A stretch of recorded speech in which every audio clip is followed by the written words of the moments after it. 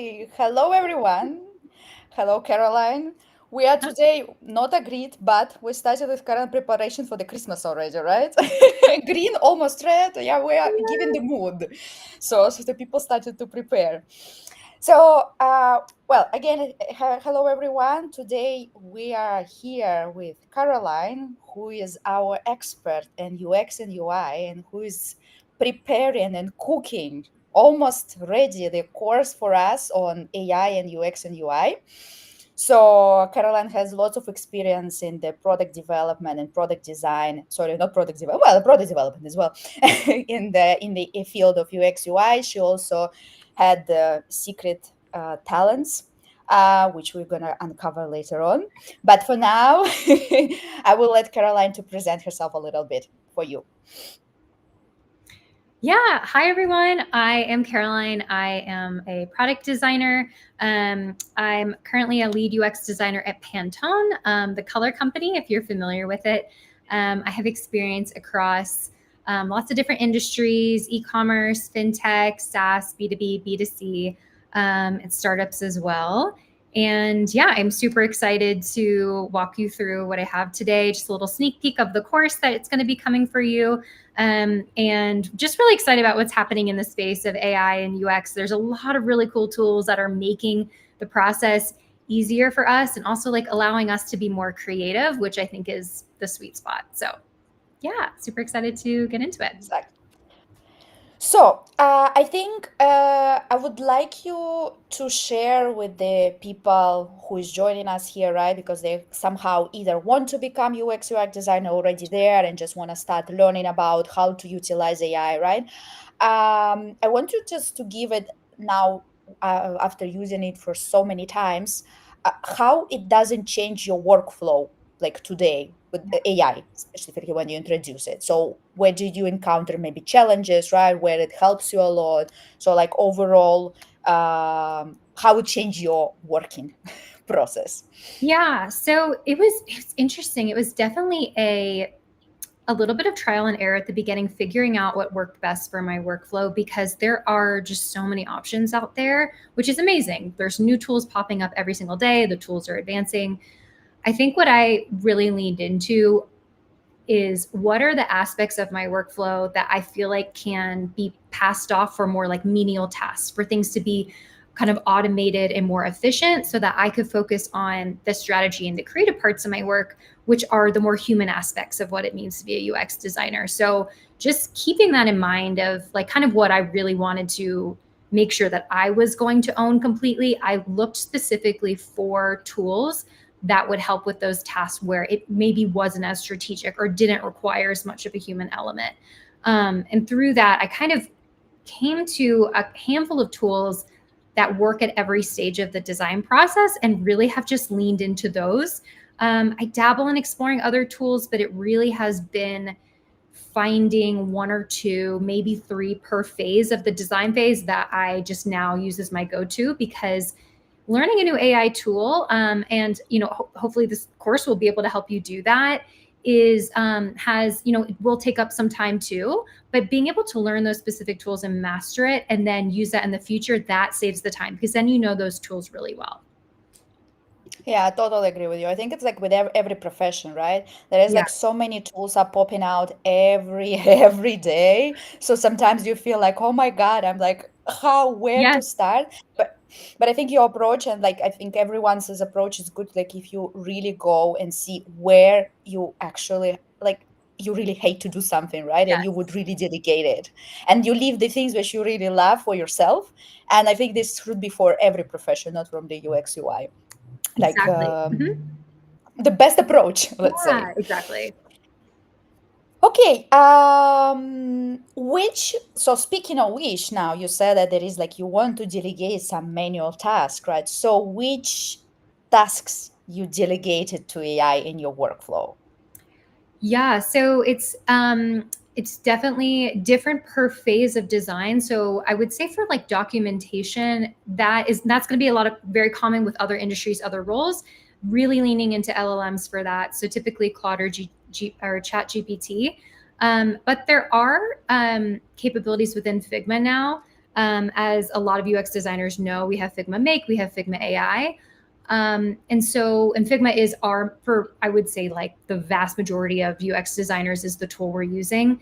And using that for documentation, that helps to automate just cleaning up my thoughts. I love to do like a brain dump brainstorm. I use Miro or FigJam for that. And then using ChatGPT or Claude to gain that documentation.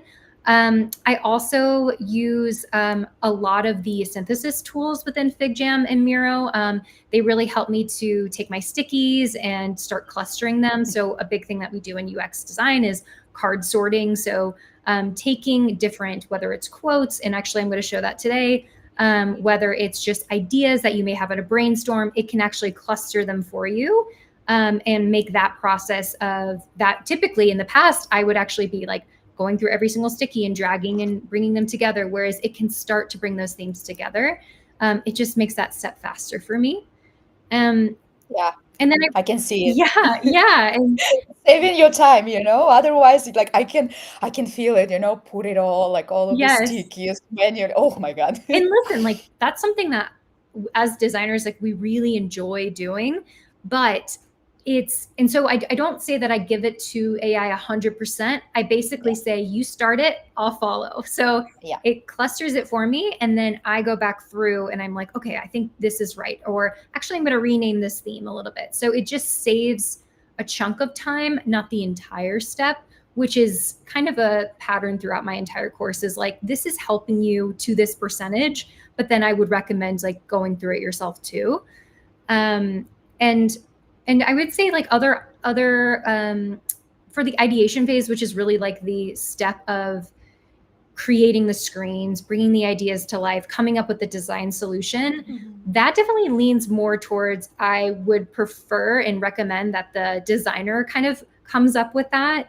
But there's tools like ChatGPT, Claude, where you can get inspiration from what other products out there are, specifically in this category.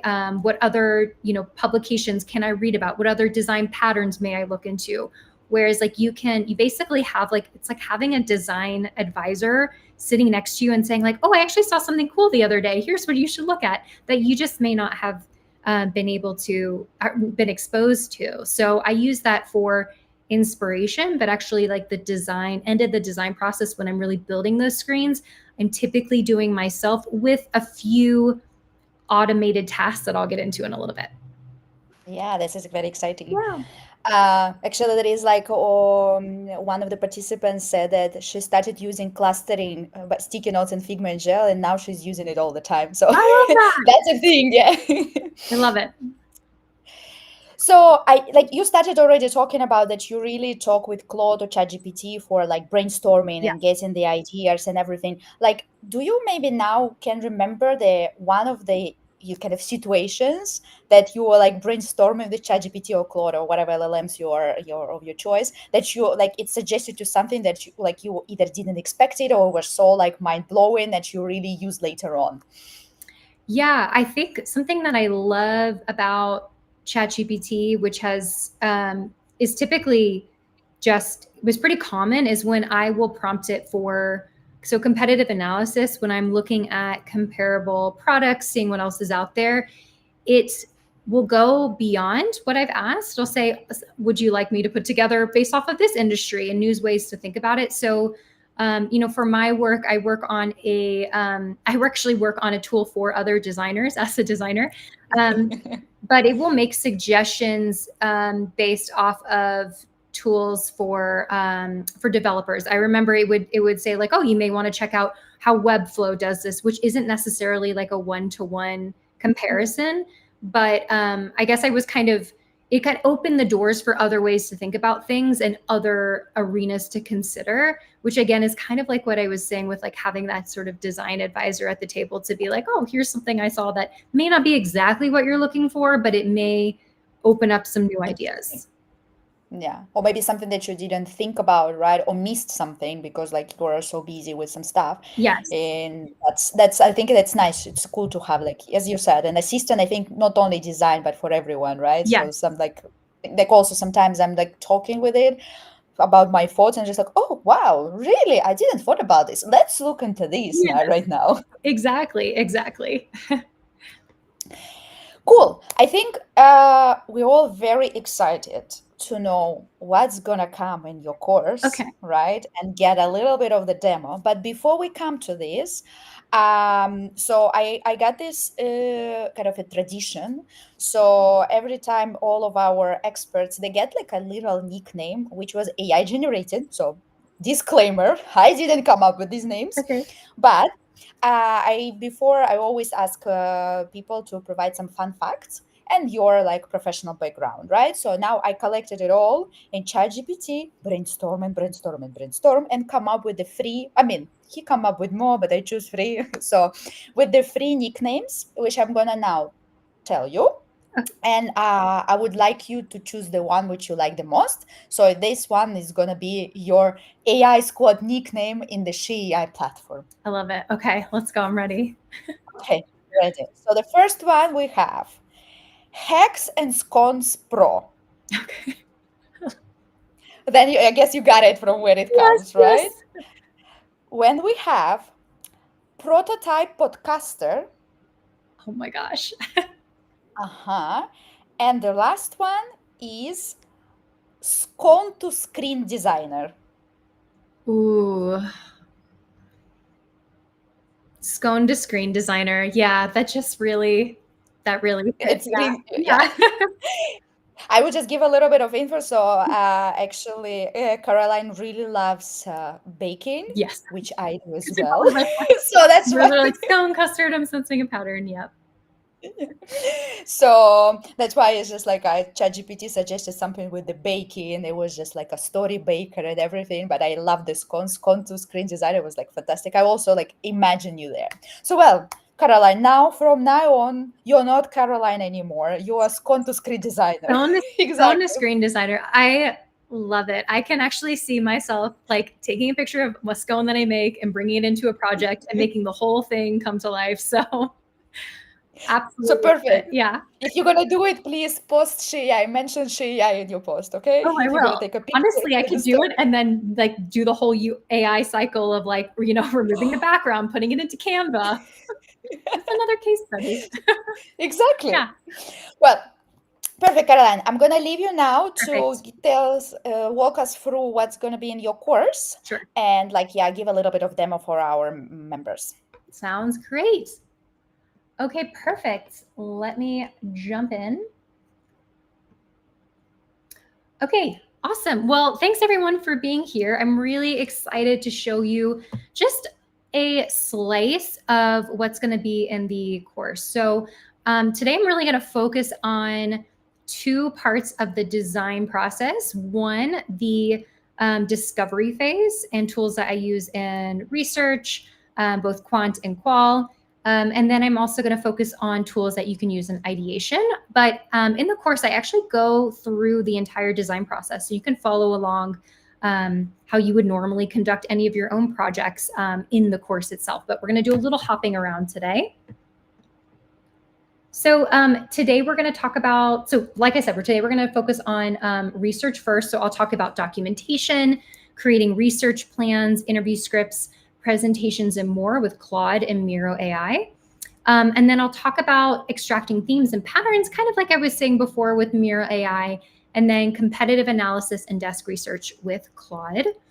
And these are two tools that I use. Other great tools, ChatGPT and FigJam, are also, I think, up to, like, I use them just as much as I would say these two. And then I'm going to talk about ideating, and I'm going to focus on Figma Make and Figma AI. And I'll focus on image editing, UX writing tools, and then the first draft capability within Figma. Okay. All right. So I put together a mock project that is going to kind of give us an example of how we might use these tools. So say that I am starting a project. I've received my product requirements document from my product manager. I put those requirements here. I've started to lay out the details of the project and what I need to know. So target user, success metrics, project overview. And just to know, this is very high level. As you know, for our users, we would have a big, way deeper dive. We would have more specifics here, but I'm just kind of laying this out of like how I would lay out a project. So what I want to show first is what you can do with these blocks of information in Miro. So you can actually, what I'm going to do is I'm going to take two blocks here, the outline and the recruitment criteria, and I'm going to use them to make a goals and objectives document. So say that I put together this outline myself. This is a draft that I created on my own. And then I kind of whipped up some ideas for recruitment, but I actually want to make a formal document that I can then share with my team to see if they have any notes or anything like that. So what I'm going to do, I'm going to select these, and then I'm going to come here to Miro AI. Okay, so there's a lot of different things that you can do in Miro AI right now with the objects that I've selected. It's giving me these creation options. So you can create a product briefs, like these are kind of examples, meeting notes, summary, but I typically like to go for the custom prompts to be a little bit more specific. So I'm going to come in here. So I actually did an example up here. So I'm going to create, I'm going to give it a prompt and say, create a research document with goals, objectives, deliverables, dependencies, stakeholders, and timeline. So essentially what you can do is from how you've done your research documents in the past, or maybe your organization has a template already and you want to tweak it to, I would very clearly outline the sections that you want, even if you think it's obvious, or even if, Miro and Claude ChatGPT, they will actually, if you say UX or user research, they will make suggestions for what you should have in your document. So that's helpful if you're kind of starting from scratch, but the more specific, the better. And with your prompts, you want to be action oriented. So here we have create. It's pretty basic and standard, but there's also other sort of like action oriented words that you can use here if there's more specifics that you want to create, but it's just kind of best practices for prompts. So I'm just going to go ahead and create that. And so it's taking those objects and then it's starting to create on the canvas. And then it's starting to build out that research plan. So something I've noticed with Miro AI is I really like the way that it lays out the plan and how it's organized, but I recommend running this through your LLM of preference. So what I will do once this is complete, perfect, is I'll add that to Canvas, which I really like because it lets you, if you're like, oh, actually, that's not what I was looking for, you could just easily delete it. Add that to the canvas. I am going to select all the information. I'm going to come to Claude and I'm going to say, revise this document with, so my product that I'm focusing on from my Miro is called Healthy Bites. So with product, Healthy Bites in mind, a meal kit service launching its first offering. Research is focused on onboarding, on building the first onboarding process. Okay, I will start with that. And then what I'm going to do is I'm going to just paste all the information. And then it's just going to make a new document. And so from here, I haven't added any of the specifics or any of the additional specifics that I may want to add that are also on the board. So what I do is I will typically take this as a draft and then I'll go through and start to edit it the way that I see fit, clean up a little bit. For example, like it's making suggestions based off of what it would say is its own best practice, but I'm going back and tweaking it.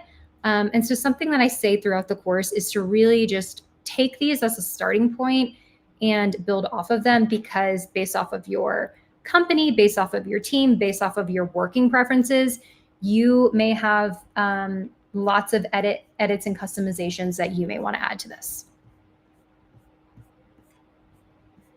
Okay. And then it's just, I love the layout of Claude because you can actually see all of you can see how it's generating on the side, and then it kind of gives you this summary over here. And so it gives you some time to kind of cross compare of like, okay, what was made? And then here's the actual deliverable. Okay, so that's kind of like your research plan. So from there, you can actually take a plan and use the same process for generating a script. So something that I find very helpful is building the outline of a script. Once I get more specific on this, so at every stage I'm going through, I'm checking it myself, I'm making tweaks, I'm revising it, and then I'm putting it through Claude to help me build the outline of a script, giving it those sections, like I said, outline, goals, objectives, deliverables, so that it has the structure that I want it to be in. And then again, checking that. And then I ultimately will add all of these to Google Documents and then making them shareable documents with my team and going from there, having them comment on it. And this, I think, is just so powerful for like the time that I know many of us have spent before AI and, going, question by question, typing them out exactly as we want them to, which absolutely, if you still prefer that, I just really empower designers to own that process if you want to. But lean into AI if you need rewriting, editing, anything of that sort, because it can be really helpful in that fashion. And I'm just such a big proponent of not using these tools at 100% without reviewing your work. So it's really important to kind of like use it to help you in the process of generating these documents. And then you are editing, going back in and editing and filling in the gaps. Okay.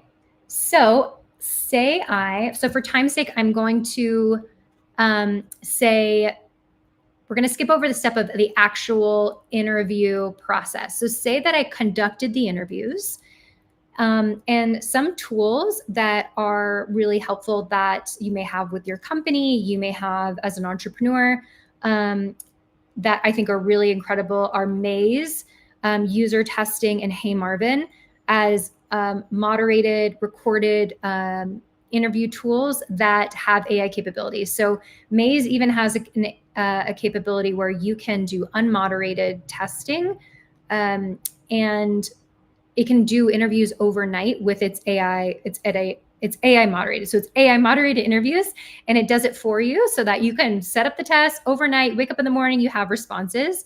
And it's slowly developing too. So it's something where test it, see if it works for you. It may not include all of the capabilities that you may want, and it's kind of missing that human aspect. If you're like, no, I think it's really important to me to connect with my users one-on-one, absolutely support that, then don't use it. But it's something to explore.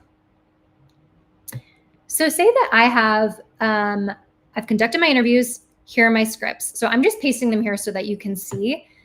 Something that Miro offers that's actually not even part of the, it's not even part of AI, but it's something you can do without Miro AI, is if you take your transcripts, you put them into an Excel document, and then you pull those back into stickies. You just copy and paste from Excel. It generates stickies. You just copy and paste, and it'll start creating stickies. And so from here, I'm actually move this to the side. Say you have these stickies that are pulled from the responses to your interviews. This is just a batch. As you can see, there are a lot more responses from our interviews. But say that I take all these stickies and I am just looking for a high level understanding of what patterns are emerging. You come here to AI, and then it has this cluster option for stickies, and you can cluster them by keywords or by sentiment. So I'm going to select keywords to start. And let's see what it comes up with. Cool, perfect. This is amazing. So we're gonna zoom in a little bit here. We're gonna see the responses of meal planning efficiency, personalization and customization, dietary preferences, transparency, user experience and engagement, couple other categories here. So my next step here would be to, again, use this as kind of a starting point. So what I typically do is I cluster them by these keywords, and then I say, amazing, wonderful. Thank you so much for bringing them together at the in a first pass of what those groupings may be. And then I will go through them myself and start to move them into different categories. Maybe say, like even here, there's a duplicate error that I'm like, oh, oops, accident. So I'll take that out, delete that. So that's why we really need that human eye on our work after we use AI. But it's already given me these categories to start with. So I may just be able to review it and say, okay, that actually looks really great. I don't think I have anything to add to that, but I can move on to the next category. So it's, again, a really great starting point.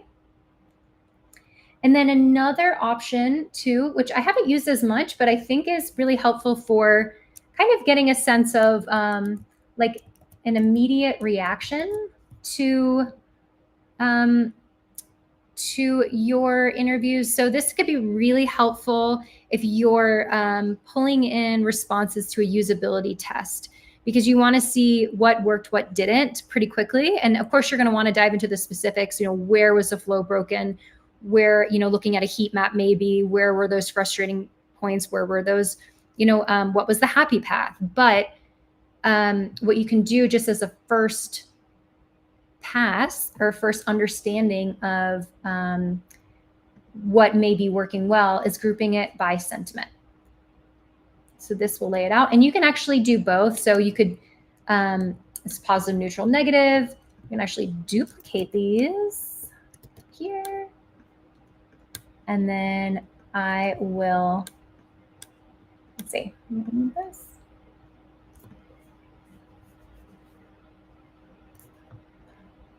Cool. And then I have both.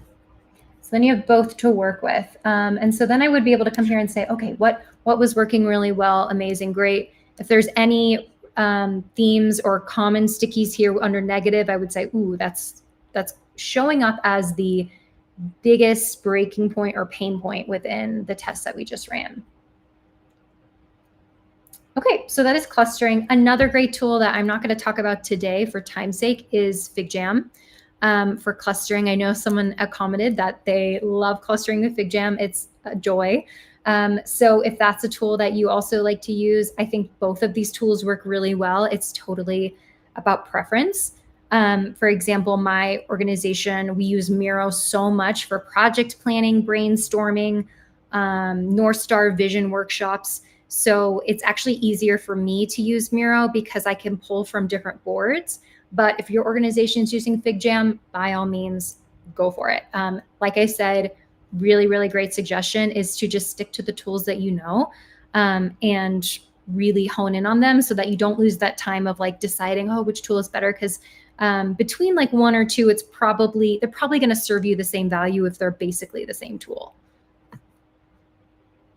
Okay, so those are, that's clustering. And then I'm actually going to hop over to, for time's sake, I'm going to hop over to Figma. Okay.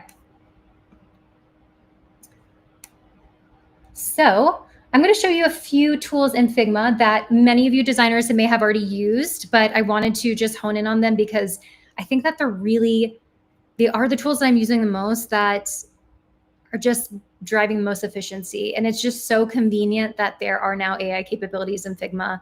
Of course, you can outsource to other tools if you prefer them, absolutely. But these are a few to get started. So say that I actually created this frame with Figma Make, which is super cool. So I'm going to show you how to prompt in Figma Make. So we're going to come here. So it has these examples, which are really great too. I really recommend this if you're first getting into the tool to kind of explore how it works, what the layout looks like, or you can just dive right in. I mean, it's fun to play around with it. So let's see, I used that was a design it generated, but I'm going to use a similar prompt. So create an onboarding flow for a first-time user of a meal kit service that involves, that gathers meal kit preferences, customer information, let's see, preferences and customer information in the onboarding steps. I'm going to actually add desktop as well. And this is also a prompt. So you have it here, but then you also have it here, which is really cool. So you can actually, it's called first draft here. So you can actually change if you want a wireframe, you just want something, you know, you're kind of trying to show a concept. And I actually really recommend this to all of my non-designer folks who work with designers, because what I've found is I have a lot of product managers who really want to, like, they're like, oh, I just like want to draw it up and I want to be able to show you what I'm thinking of. And I'm like, oh my gosh, try first draft. It's great. Give it, do the wireframe capability, or you could do the full basic app, basic site, which is going to be more the high fidelity. But try putting in your prompt and seeing what it comes up with, and see if that can give you the visual that you'd like to use to discuss with me what you're thinking or what you came up with. Because I really think it empowers a lot of our partners and other stakeholders to be able to kind of visualize what they might see for the product. And of course, we don't want to be like jumping to the solution, but I just think it's a fun way to include other people on our team in our design process and let them kind of play around with the creativity of the vision. And this will work better when you have a feature that is kind of, you're building from the ground up. So of course, if you have, you're in a larger enterprise where it's a smaller fix or a smaller change, this may be a little bit harder. But I do recommend for new ideas, new features, just starting with this. Also, just to think outside the box. Maybe there's something that you're not, you haven't thought of because you're only thinking within your industry, or there's a different way to go about it. So I do recommend this tool even for non-designers like product managers. Okay, so if I go into here, so into our make, so I have this prompt, I'm gonna let it run. Okay, so I love seeing it's thinking over here, all the things that it's pulling in, and you can kind of just watch it build. And while it's doing this, I just wanted to share one thing that I saw yesterday that I think is really top of mind is design systems in Figma Make. So what you're going to see is it's pulling from its own component library. It's generating fresh components.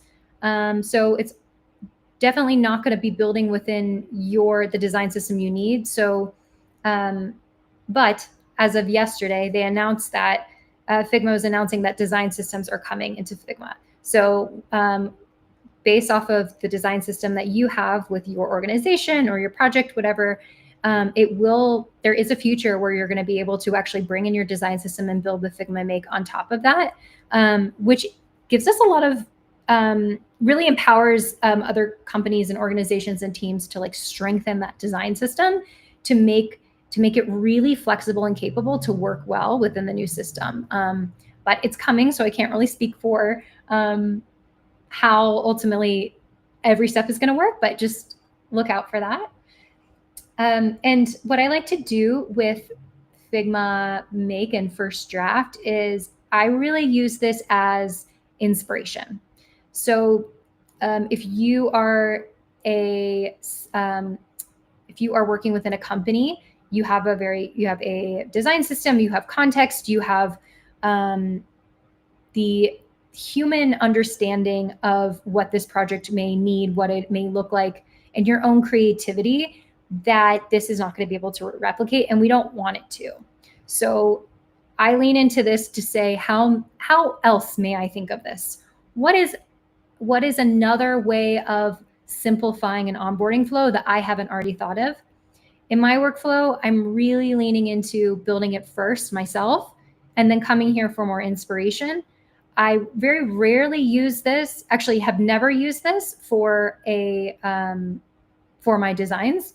I don't think it is fully there yet, maybe with our design systems, but it really is just a jumping off point. So look at this beautiful screen. It's gorgeous. So if you can kind of click around, okay, look, I like these cards, I like these icons. Oh, I never thought about using these visuals. It gives you that inspiration. You can kind of rate it here. And then it actually has a whole clickable flow here that you can go through and decide what you want to add and that sort of thing. And then you can actually copy these designs to your board if you would like to post them, if you would like to have them while you work. Oh, I think I just copied this single one. So I'll just show you the single screen for now, which is nice because say if there's a part of the flow that you don't want, it would copy that single screen. But again, I would use this as a reference, as inspiration, because ultimately we have the empathy, we have the context, we have the creative problem solving as designers that are not going to be replicated in this tool. So that's first draft.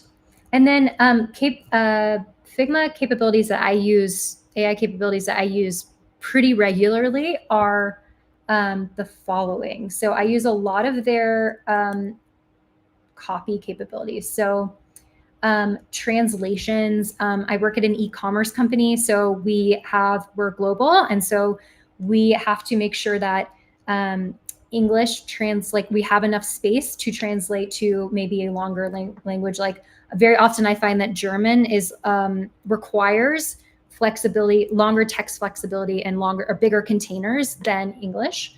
So you can just quickly change something into, look at that, a little bit longer, change something and translate it wherever you need to. You can also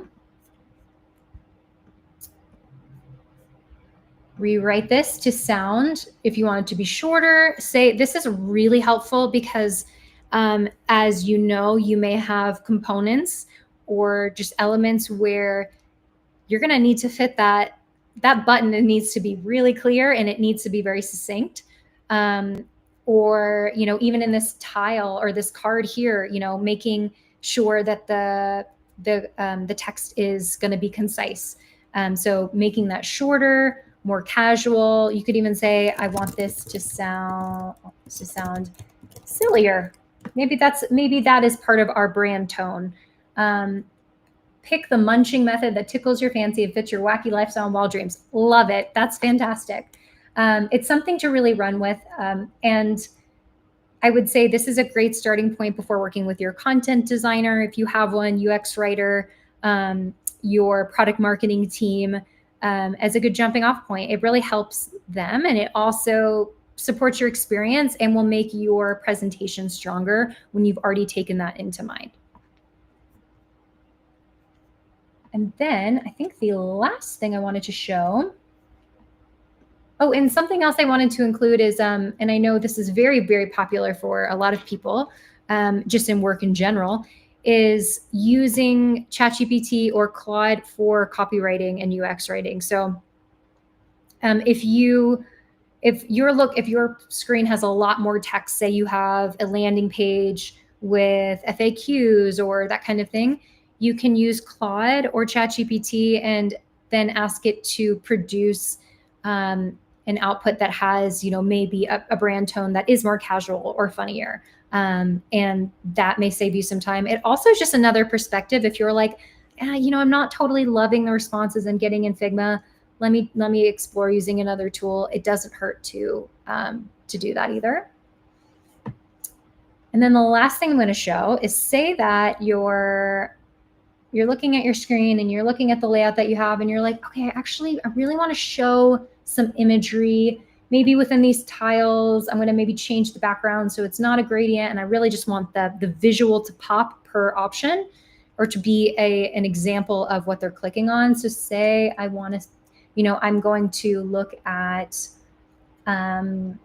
vegetarian and I want to add an image there. You can create an image here. So I'm going to say generate an image of vegetables on a cutting board on a kitchen counter.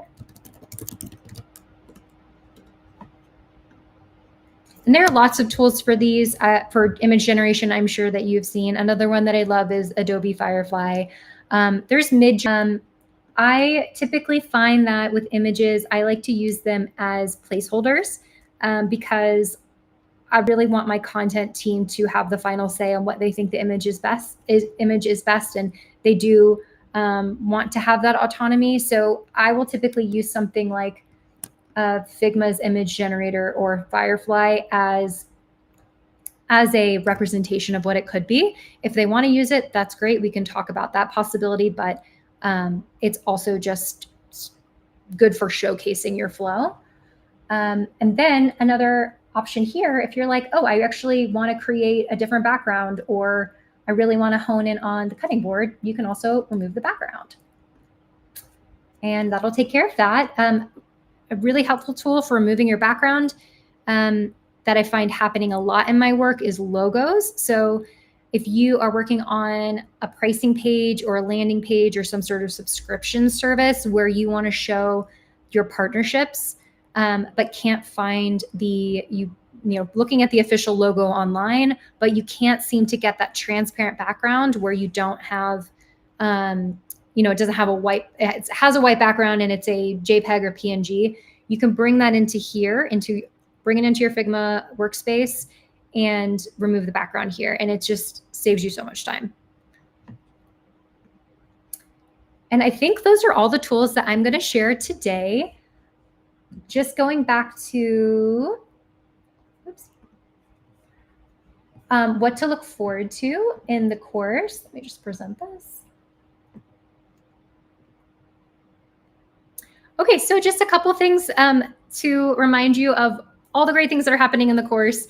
Really going to focus on AI as a tool to help you do the work that you want to focus on. I know that there is a lot of conversation about AI taking over jobs and the kind of fear that comes with that. And I really hone in on the ability to really shine and lean into the parts of your job that you enjoy and that you feel really skilled at. So like I said before, like it really is a tool for kind of automating those tasks that don't require as much creativity or critical problem solving and strategy. So the course really does focus on giving you the tools and teaching you those tools so that you can focus on the parts that really need your UX brain. And then I'm going to go through a whole design phase with this example project to show you how you can use it at every single step so that you can actually then just copy and paste that into your workflow if you prefer these tools and want to use them. I'm also going to talk about the ethics and the importance of inclusive design. As we know, as UX designers, is incredibly important. And so when we're using AI, we just need to be extra careful of the bias that is innately involved in some of these tools because it doesn't necessarily include that context. So I'll be talking about that. And then I'm also just going to talk about approaching what's going to come down the pike for UX, UI, and AI in general. So I can't predict the future, but I do have some resources and tools and ways to kind of anticipate what's going to happen next if that's something that you enjoy. Also, it's really here for you to this should be exciting. And for these tools definitely are here to empower you. So I want to talk about it, or I want you to be able to dive into it in a way that feels good for you in your workflow and something that you can get excited about. So like I said before, that you can focus on the parts of your job that you really enjoy. So I hope that was helpful. And I really hope that you enjoy the course. It was very interesting. Thank you so much, Caroline. I'm not even a UX UI designer, but I already want to test it out, everything. So Yeah. it's so easy to use. And I really love that it's like in one platform, you actually can have it all, As you said with the image generation, I like this approach. So you just give it like an idea, right? What you want to have it there. But then yet for the better version of the image, yeah, we can go like Midjourney or whatever image generators that right now we're using. So it's really fantastic. I love the stickies clustering. That was so cool. I love how it's like by sentiment, by keyword. It's just like Yes. save so much time. That's So fantastic. so much time, so much time. Yeah, that is really the key of all of it, is just helping you, having a partner in the workflow. It's like having two other designers to kind of like, okay, we're going to break up the tasks, and I'm going to focus over here, you focus over there. That's the beauty of it. Yeah, I like it because it's like really alleviate you from the job, which is like very routine and maybe boring sometimes. Because, for example, I'm getting very anxious that if I need to do like, like find keywords or everything, it's just very monotonous. So I'm like getting very, oh my God, I want to kill someone. So that's why I love AI for this for this Yes. point. Okay, I will ask the audience if they have some questions towards like if they want to ask you something. So I encourage people to ask. There is one comment while you were doing the demo, so I will read it out for you right now. Sure. So the question is, when should we use Figma Make versus Figma AI in Figma design? Gotcha. Okay. So versus Figma. So I believe that Figma Make is is just the title for the first draft feature that I was showing, of actually typing in a prompt and having it generate something from scratch. And then Figma AI includes all of those tools that were at the bottom that include removing the background, copy editing, that sort of thing. And so my preference is to use Figma Make as inspiration in the process of, I'm in the ideation phase. I've come up with a couple ideas myself, and I'm exploring what else may be out there. And so I'm like, I'm going to put it in Figma Make and see what it may come up with to add to my ideation before I go into building my screen. So it's really just kind of giving me different ideas. It could also be something where you've already built your low fidelity wireframes or high fidelity, and you're like, I feel like I would like an outside perspective. I do want to see if maybe there's another way to treat the way that someone selects different items, like a preferences. Like, for example, those were cards, the way that it selected vegetarian, keto. Those were cards the way that it laid out. But you've also seen from a questionnaire, it can be like multiple choice. So using it as a tool even after you've come up with it to see, like, I just want to maybe try a couple different variations, also works. Nice. Well, thank you. Well, if anyone has any other question while we have a Caroline in the present, please do not be shy and ask. So I decided that we have so many already demo, right? You show us so many cool features. Let's go to do something more fun.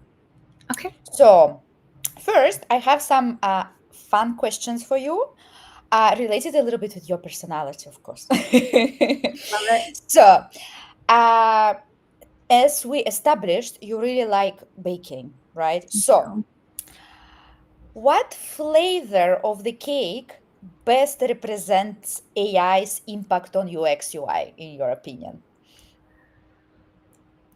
Okay. Now, the baker in the move. I think angel food cake, because like a really simple but fluffy, straightforward cake, you know what to expect, that you can then dress up and add things on top of. So it gives you that like really delicious, fluffy, soft vanilla cake, but then you can add strawberries, you can add whipped cream, you could add other types of berries. I mean, you can do so many things with that. It really gives you kind of like that foundation, and then you can add the flair. That's beautiful. Actually, I agree. Yeah, because it's like a very simple cake. I like super simple, but with the addition, it gives you Yes. that. I love it. I Yeah. love it.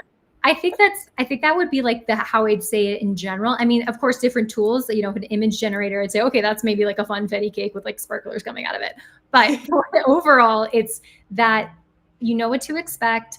It's or you know for the most part what you're going to get, and you know that you'll have something that you can build on top of. Nice. I love this. Yeah.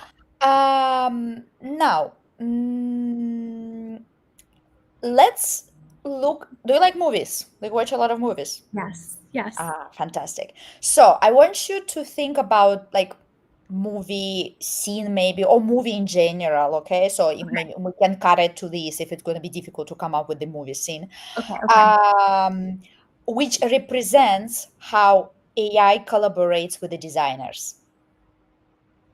Mm, From the cake to the action. yes. Okay. It came out, I think, 2 years ago. It's called Everything Everywhere All at Once. Ooh, I love Did you this see movie. it? Yes. Yes. Yeah. By incredible directors, the Daniels, and it's just such a creativity explosion. And I can't name, I think it's a scene towards the end, but there's just a lot of different mixed media and shapes and color around the daughter. And she herself has like morphed into like, I can't exactly remember what she is, but it just makes me think of it because it's like all these tools in the air and you can kind of like pull from them and like these just like symbols of creativity. Yeah, And it then feels there's very different like, color. Yeah. I just remember watching it and being like, oh my gosh, it's such a fun playground. Like I feel like she's going through the movie and she's like generating prompts for herself of like, okay, I want to be this kind of thing. I want to be that kind of thing. And even not just her, that I remember Jamie Lee Curtis's character too. They have just different portrayals of each character, and like I think she has like super long fingers at some point. Yeah. It just shows the different things that you can create and the kind of limitless possibilities of ideation. I love it. I do really now I remember this movie. I really loved it because it was so Yeah, crazy and the level of so like, crazy. wow, Yeah, what's happening there? But at the same time, it's just like, wow, it's so interesting. yeah, It's just like I love it. Yeah. I like your comparison with the desserts and with the movies. It's just yes, like I see it. Like I imagine it, I feel it. yeah, yeah, definitely. Okay, let's play a little bit of game. Okay. We have a couple of minutes. I think there is no question. Let me check. No, there is no question. So we're gonna play a game. So you're gonna be a decision maker. Okay. So Okay. I'm gonna give you a situation, and you have to choose how would you behave in this. So practically, the AI is gonna recommend you to do something based on specific situations, and you have to make a choice. Like as we know, we promote like human always have to be in the loop, right? We don't trust Yes. fully. So what would be your choice? Okay, so round number one. AI proposes replacing your navigation bar with a adaptive menu that changes for each user based on their behavior. Okay, Okay. so is this personalization brilliant, risky, or confusing for users? I would. I think that. If you had the ability to do a lot of testing, I would definitely go for that. I think it's an interesting thing to even think about, like a dynamic navigation based off of user behavior, like that kind of customization, personalization. It's not unheard of, and maybe there are more tools that I'm not thinking of, but I do think it is a bit riskier when it comes to navigation because we want that to be really intuitive and simplified. So I never want to say 100% no to anything right off the bat. I would just say, let's like look at our options for what, based on the project, if we have the time and the resources to do some testing, that would be fascinating to see how people would adopt that. Is it something they want? And to kind of do some A/B testing, some usability testing. I would lean more towards not if you have a more risk averse organization. But it really depends. I know depends is not really an answer, but it really depends on the situation of your resources and timeline. Yeah, I think it's a good reply, right? So depending on which stage you are, what company you are, and everything. So definitely, I think risky is a very good reply on this, right? Depending on Yeah. the case. Okay. A sudden trend detected by AI shows that users really like retro pixel fonts. Hmm. But your app is elegant, modern, and minimalistic. So, do you jump on the trend or test it with the selected users or stick to your brand? Yeah, so this would really depend on what your product strategy is, where your experience strategy is. So if you have a very defined brand tone marketplace, very clear on the kind of the user demographic that you're um, honed in on, and it doesn't involve maybe that trend, then I would say pass it. It's not really it's not necessary for you if you have a good thing going and you want to capitalize in your area and your specific look works well for your audience. Stick with that. If you are in a place where there is a potential pivot or your demographic is aligning with the group that is like, oh, we want this cool retro pixelated font, this aesthetic is up and coming, like there's an opportunity here, absolutely dig into it. Like I said, do some testing, see if there's an appetite for it before jumping into it. If you have the ability to play around with it, for sure, and if you do see that there's a significant overlap with your target user and just your general user and the demographic that's really like enjoying more of that retro vintage vibe or kind of leaning in that direction, then you may want to go for it. Perfect. Yeah. Okay.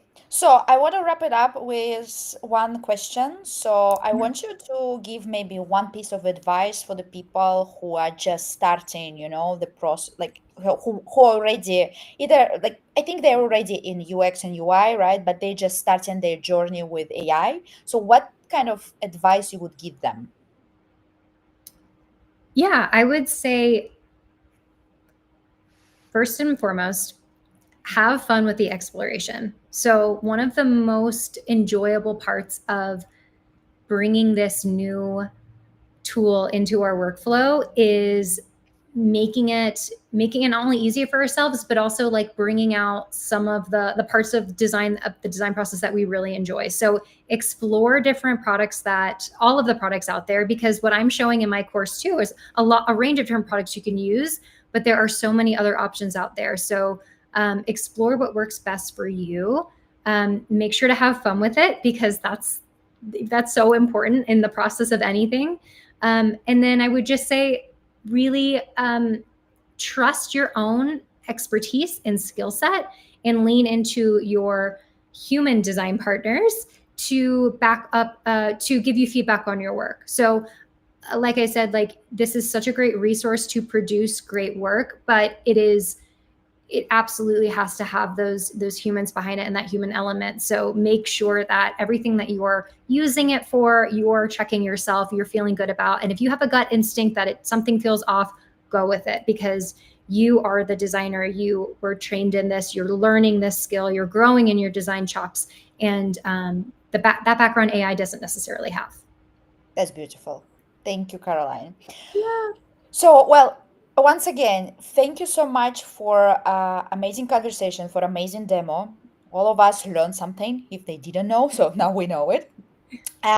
I will just remind that Caroline's course is coming in upcoming weeks, Mhm. but Shia platform is already available. So while you're waiting, there are 10 courses that you can already have start taking before Caroline So course is great. going to come. Mhm. Yeah, so, and we are very excited to see what Caroline is prepared for us. So, stay tuned in. And Caroline, again, thank you so much. Yeah. It was really, really nice, and happy Christmas. Merry Christmas. Yeah. Thank you so much. Yeah, I hope everyone got something out of this, and I look forward to seeing you all in the course. Thank you. Thank you. Bye. Bye.